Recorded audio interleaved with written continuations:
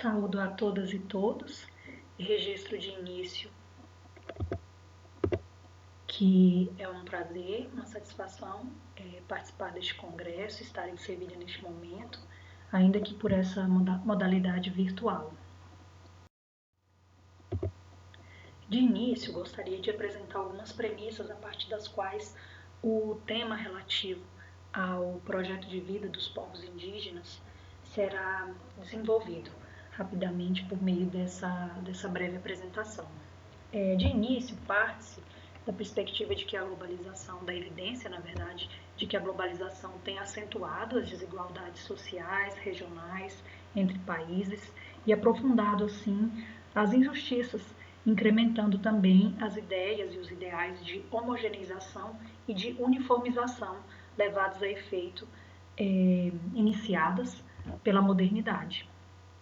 Nesse contexto também se parte da premissa de que, na verdade, não existem grupos vulneráveis, de que ninguém é inatamente vulnerável, como lembra o professor Boaventura de Souza Santos, mas que, na verdade, existem grupos vulnerabilizados, ou seja, tornados vulneráveis pelas relações desiguais de poder que caracterizam a sociedade, tanto em âmbito local como em âmbito mundial. E nessa seara de vulnerabilizações, destaca-se então a raça como um dos instrumentos mais eficazes de dominação e de exploração, que foi levado a efeito então desde o que se pode considerar a primeira fase da globalização, que é o colonialismo territorial de ocupação por potência estrangeira. E nesse contexto, evidentemente, os povos indígenas foram afetados, né, desde o início, foram injustiçados, massacrados e tornados vulneráveis, sobretudo em razão de viverem em contextos que são, em regra, muito distintos, né, da realidade hegemônica. Uma realidade que continua, ou seja, uma vulnerabilização que se mantém com o tempo, um alijamento e uma injustiça em razão da raça e da condição desses povos indígenas, né, dos seus modos de vida serem distintos assim do que a hegemonia propaga e, enfim, difunde e materializa na realidade, de modo que se encontram, em regra,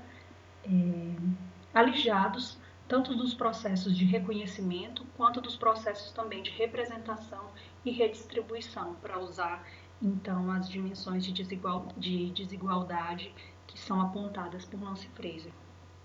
Também, e aí por fim, se parte da perspectiva dos direitos humanos como produtos culturais, isso a partir da perspectiva da teoria crítica, e também como processos de abertura e de consolidação de espaços de luta por diversas formas de entender a dignidade humana e de acessar a bens que satisfazem as necessidades humanas. Tem-se em mente também, na discussão acerca dos direitos humanos, que a inclusão pretendida por esses direitos é, na verdade, posterior à exclusão que a modernidade promoveu com relação a alguns seres humanos. E aí destaca-se de maneira especial os povos indígenas. Pontuo muito rapidamente que a metodologia se deu por meio de pesquisa bibliográfica e também por meio de análise da jurisprudência da Corte Interamericana de Direitos Humanos, seja diretamente, né, a partir das suas sentenças, seja por meio da doutrina que analisou tais julgados. E essa pesquisa bibliográfica se deu notadamente no marco da teoria crítica dos direitos humanos, das epistemologias do Sul e do projeto Modernidade e Colonialidade. Dentre os objetivos, então, eu gostaria de destacar também rapidamente com o professor Boaventura de Souza Santos a intenção de promover a sociologia das emergências, enquanto novas potencialidades e possibilidades para a transformação anticapitalista, anticolonialista e antipatriarcal que surgem em vasto domínio da experiência social antes descartada e agora recuperada. Experiência essa que então se evidencia de forma muito clara, então, nos modos de vida dos povos indígenas. Muito rapidamente, Também uma premissa que se apresenta a esse projeto, a análise acerca do projeto de vida relativo aos povos indígenas, foi uma pesquisa inicial com relação ao potencial emancipatório dos direitos humanos, perspectiva na qual se vê, no primeiro momento, que a emancipação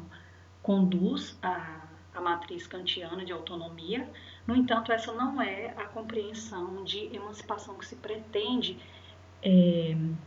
tornar aqui como uma premissa para essa análise, mas na verdade se parte de uma perspectiva da autonomia muito mais com a teoria crítica dos direitos humanos, e aí sobretudo com o professor Davi Sanches Rubio, enquanto o ideal de tornar os seres humanos livres de excessos de qualquer tipo de poder que vise a impedir-lhes de constituírem-se como sujeitos. E também nessa seara também se recorre à dimensão de autonomia explorada pelo professor também Herrera Flores, né? Ou seja, uma noção, uma concepção de autonomia enquanto liberdade que começa onde e quando começa a liberdade do outro, ou seja, muito mais um marco de composição de vontades do que uma desagregação atomizada. Para essa análise também do potencial emancipatório dos direitos humanos se fazem muito relevantes os imperativos culturais e, muito brevemente, em razão da necessidade de cumprir o tempo, eu gostaria de destacar dentre esses imperativos interculturais que são explanados tanto pelo professor Boaventura de Souza Santos quanto por Herrera Flores e a teoria crítica dos direitos humanos. Eu gostaria de evidenciar a perspectiva de que todas as culturas têm uma compreensão própria de dignidade humana e têm também a sua pretensão de realizá-la. E que essa concepção é justamente o que é necessário para promover um diálogo entre os universos de sentidos diferentes, com vistas à promoção da pluriversalidade, em vez de uma universalidade homogeneizante. Então, a partir dessas compreensões, tem-se que o potencial emancipatório dos direitos humanos reside justamente no reconhecimento da pluriversalidade como capacidade de oferecer um ponto de encontro às diversidades, mediante uma conjugação mútua entre universal e particular, sem que nenhuma delas perca a sua identidade. E, sobretudo, o seu modo próprio de vida e de luta pela dignidade humana. Já na seara do projeto de vida, tem-se então que a Corte Interamericana de Direitos Humanos reconheceu o dano ao projeto de vida pela primeira vez em 1997, oportunidade em que o conceituou como a perda ou grave prejuízo de oportunidades de desenvolvimento pessoal de forma irreparável ou muito dificilmente reparado. E frisou também que o projeto de vida se expressa nas expectativas de desenvolvimento pessoal, profissional e familiar possíveis em condições normais. Antes disso, a Corte já havia reconhecido que, além da dimensão negativa do direito à vida, ou seja, o direito de não ser privado da vida arbitrariamente, há também uma dimensão positiva, que é justamente uma ótica social que demanda dos Estados medidas apropriadas para proteger o direito à vida digna. E, apesar disso, a Corte DH, apesar desses julgados terem sido proferidos em 1997, apenas em 2012 foi conceituado o projeto de vida, então, como a realização integral da pessoa afetada, considerando sua vocação, aptidões, circunstâncias, potencialidades e aspirações que lhe permitem fixar razoavelmente determinadas expectativas e alcançá-las, numa perspectiva da teoria crítica dos direitos humanos, principalmente com o professor Davi Sanches Rubio, propõe-se então que esse termo afetada seja, na verdade, suprimido do conceito, de modo a explicitar uma noção que prescinda do dano. Então, já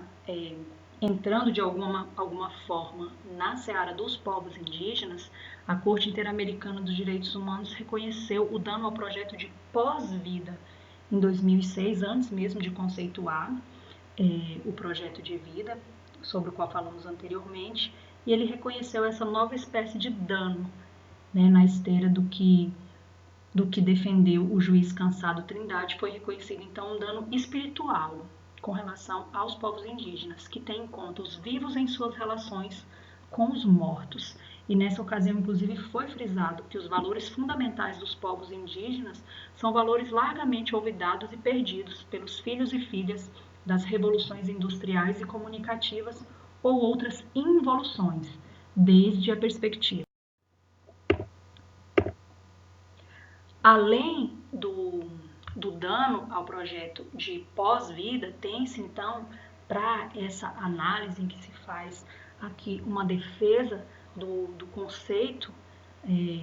e do delineamento, né, na verdade, do delineamento e da afirmação de um conceito do direito ao projeto de vida dos povos indígenas, a Corte Interamericana dos Direitos Humanos já teve a oportunidade, então, de frisar diversos pontos que se tem como pontos essenciais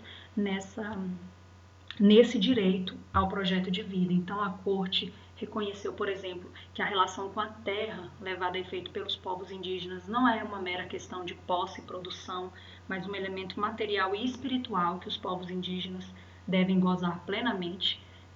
condição sine qua non para que preservem o seu legado cultural e transmitam-o às gerações futuras. Houve também, em mais de uma oportunidade,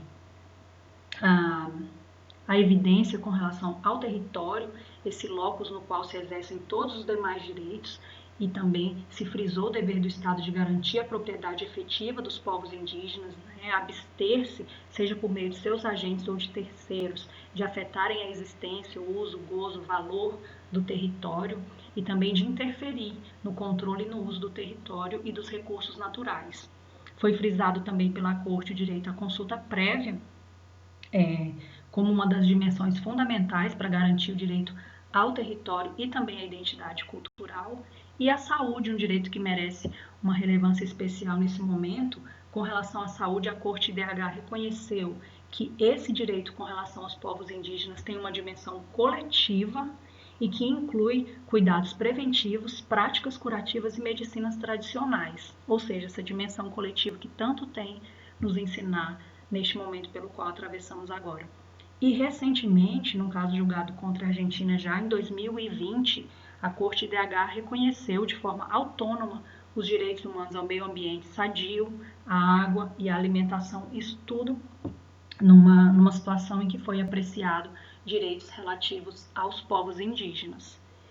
E também um direito que merece um destaque ainda maior para esse contexto de projeto de vida, sobretudo nessa perspectiva contra-hegemônica, né, dos valores e modos de vida e de produção dos povos indígenas, tem-se o direito à identidade cultural, com relação ao qual já foi reconhecido que esse direito foi considerado violado, afetado por meio da violação ao direito de propriedade ancestral. E em outros casos, casos inclusive que foram levados a efeito contra o Paraguai, a Corte IDH abordou a distribuição desigual de bens econômicos em relação com uma distribuição desigualitária da palavra, que impede as comunidades indígenas de introduzirem as suas perspectivas, suas necessidades e seus interesses a respeito daquilo que consideram uma existência digna, ou seja, abordou-se aí, de certa forma, tanto as dimensões da representação, do reconhecimento, quanto também da redistribuição. Tem-se, então, que esse delineamento, a afirmação desse direito tem uma grande importância como afirmação e reconhecimento expresso de narrativas de vida e de concepções não hegemônicas, no momento em que as forças da globalização neoliberal atuam em sentido contrário. Então, desde o plano simbólico até, de fato, a sua aptidão para realizar mudanças concretas, essa concepção é de extrema relevância, sobretudo em razão da emergência de globalitarismos de toda ordem, de modo a promover também um reconhecimento cada vez maior da pluriversidade da vida e das compreensões humanas acerca do que se afigura necessário e fundamental a uma existência digna e a realização de um projeto de vida. O reconhecimento da pluriversidade, então, vem ao encontro da perspectiva do potencial emancipatório dos direitos humanos, ou seja, o condão de tornar-se livre de todos os excessos de poder de toda a ordem que impedem tanto indivíduos quanto grupos de se afirmarem coletivamente e afirmarem coletivamente os seus modos de existirem no mundo e de entenderem a realização da dignidade humana, sobretudo com relação aos povos indígenas, cuja defesa do planeta e da vida futura é também uma condição para garantir a existência de todos nós. E assim eu encerro e agradeço mais uma vez pela oportunidade e pela atenção.